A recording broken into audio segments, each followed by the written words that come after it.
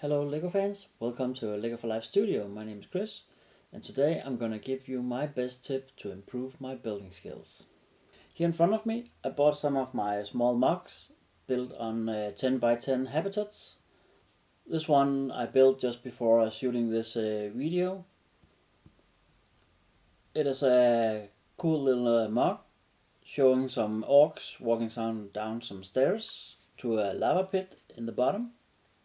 This little build doesn't take a lot of bricks to fabricate, but it still tells a cool story that you can display or take a cool photo of and put on Instagram or YouTube.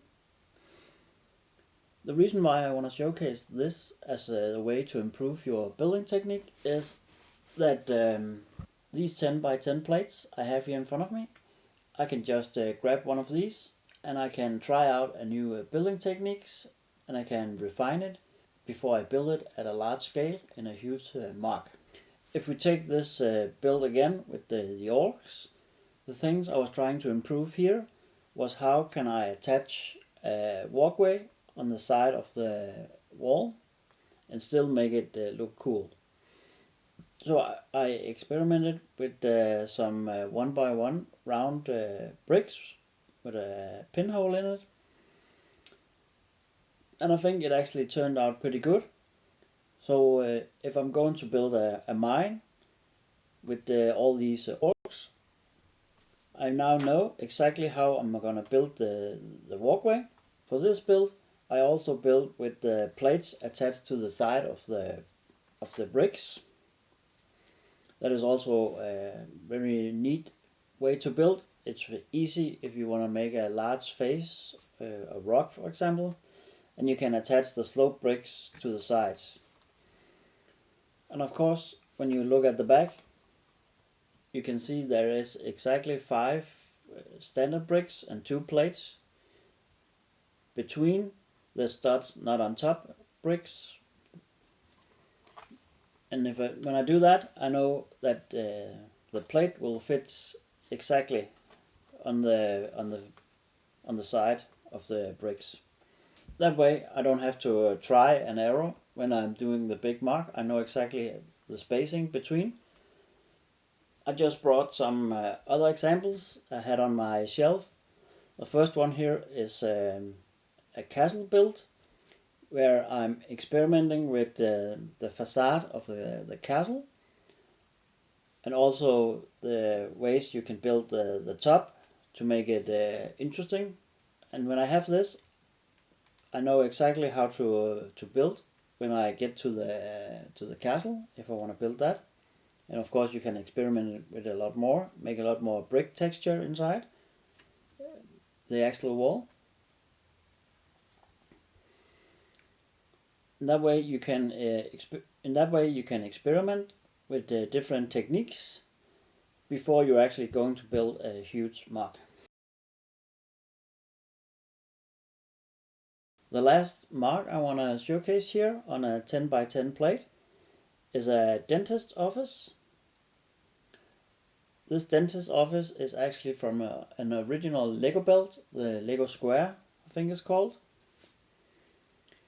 And this is the way I showcase some of these modular building, because when the modular building are on my shelf I cannot see inside them. So I've actually taken out some of the cool rooms they are building inside the Lego building and built them on these 10 by 10 plates.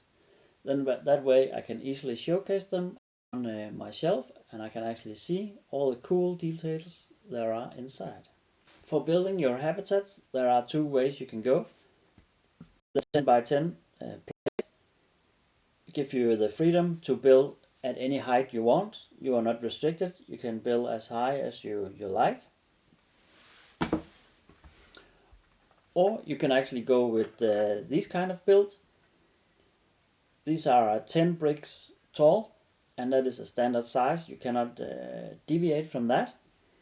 And they're made so they can connect to each other like this.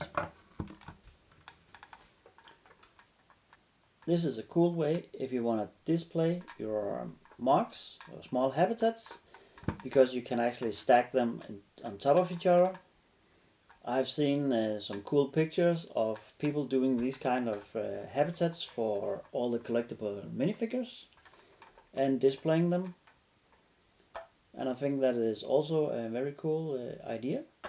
I do not use these very much because the height restriction is not the way I want to go, and I don't display a lot of them. I have maybe 10 in all display around my Lego studio, and I change them out from time to time. So and I like the freedom of building as high as I want. I can build 2 stories.